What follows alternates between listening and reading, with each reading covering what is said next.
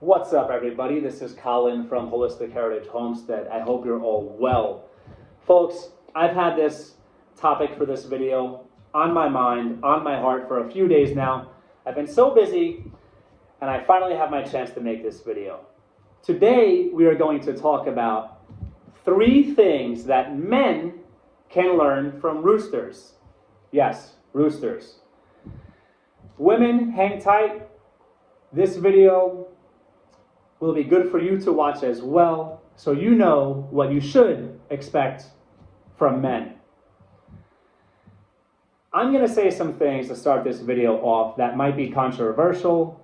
I don't know why or how. We live in a world that things like this might be controversial.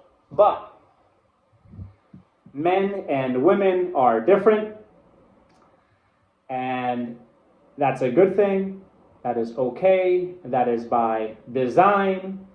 And instead of ignoring said differences, we should recognize and celebrate said differences. I do not believe that men are superior to women. I do not believe that women are superior to men. We are different. In the world of science, they call that dimorphism. And folks, no matter what maybe your college professor, I don't know, I'm going to tread lightly here, might have told you or taught you, DNA doesn't lie. Chromosomes don't lie. And men and women are very different.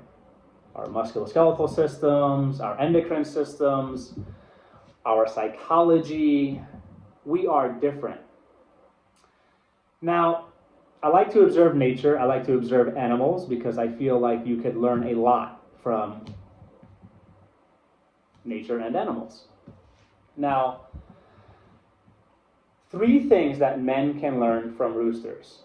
Very, very important in life. Number 1, be vigilant. Observe roosters.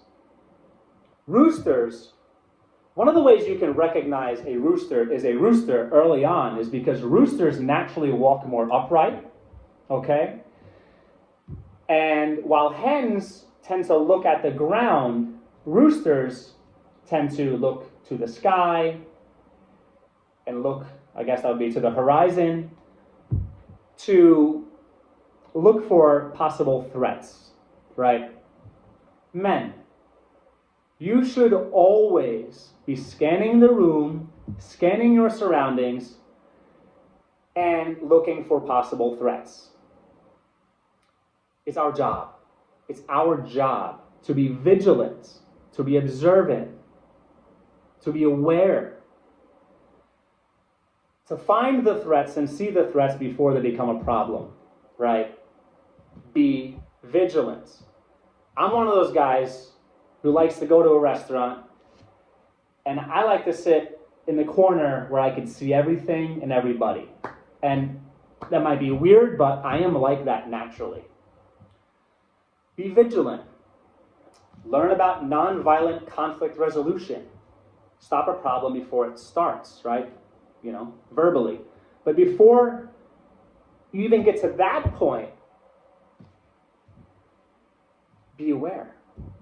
I've been in nice restaurants where people might have had too much to drink, people are getting a little too loud, maybe a little aggressive, and before there's a problem, I'm trying to leave or position myself to react if necessary, if you know what I mean. Be vigilant. Look for suspicious people. Don't trust everybody with your children. Be vigilant. Very, very important. Roosters are always vigilant. That's their job, to look for threats from the sky, threats from the ground. They're looking out so the hens and the little chicks can live their lives without concern and worry. And I feel that's one of the burdens that we have to carry as men, is that we have to think of the negative things. We don't want children to think of threats and negativity. We want them to be aware, and as they get older, they should also be vigilant, very, very important. But you don't want them to focus on that all the time. Children should be innocent. They should be enjoying their lives. We should be vigilant. When we are vigilant, the women, the mothers, the mama bears out there, okay, can do their own thing. They can do the maternal things, and they also can protect in their own ways. Number 2, be willing to fight and or die for women and children. Now I know, women, many of you are very tough, very strong, very capable of defending yourselves. But scientifically speaking, on average, okay, you will not be able to defend and protect the way that men will. On average, okay? Now, the rooster exists to possibly die. And I know that might sound fatalistic and kind of sad or negative, but it's a beautiful thing. It's a beautiful thing to be willing to sacrifice and lay down your lives for the people you love. For the people you love. My wife is tough. My wife is capable. I don't expect her to be the front line of defense. That's my job. That's my job. And men, you better stand up. And women, if the men are not in your lives, are not willing to do that for you, you might need to really do some thinking. I'll leave that at that, okay? Be willing to die for your family, for women and children, okay? That's why, in my belief, God made us this way. We are the warriors. It's our job, okay? And that serves a purpose. That my third point also serves the same purpose in a way, but that serves a purpose to give you genetic continuity. If something happens to me, as long as my children make it, I'm cool with that. I'm cool with that because you live on through your children. And my wife is far more valuable than I am in so many ways. And no matter how much of I may think I'm a good father, there is truly something beautiful and special about a mother's connection with their children. My wife has to be around, always. Okay? Food for thought, folks. Number 3, women and children always should be taken care of first. They are a priority. Watch roosters. Roosters, when they find a food source, they will stop and call the hens and the little chicks over to the food. And they don't eat first. They give the hens and the little chicks, I guess they'll be first dibs on the food. They eat first. While the roosters, it's really cool, sometimes the roosters actually circle around while the hens and the little chicks eat, just being vigilant, getting ready to die, while the women and children get taken care of first. Okay, folks? Now, that might serve it might be part of their natural survival dynamic. It makes sense. Your women have to be healthy, to be fertile. In the world of roosters and hens, if your hens get more calcium, they produce a thicker eggshell, probably, which means your possibly fertilized egg has a better chance of not breaking. Your DNA has more of a chance of having continuity, giving you genetic continuity, right? Better quality eggs, healthier offspring. It increases your chances of genetic continuity. Take care of the women and children first. Now, women are much stronger than men in many, many ways. So when I say the weaker sex, women are not the weaker sex or inferior. I mean, on average and generally speaking, physically weaker. So men, we can go without, usually, for longer than women and children can. I don't mind being hungry in a survival scenario if a really bad emergency situation, short-term, long-term, whatever. I don't mind being hungry, but my wife and children will eat, okay? Now, in our world, in everyday life, for example, the better food goes to my wife and children.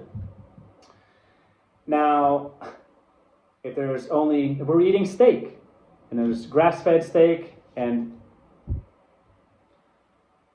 whatever, GMO corn, garbage steak, whatever,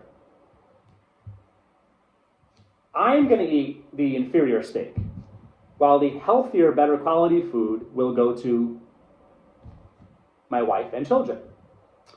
In many native or indigenous cultures, they will save the best food, the healthiest food for the pregnant or nursing women because it makes sense. It makes sense. They need it. Women are amazing. Men, we can't produce breast milk, okay? Women can.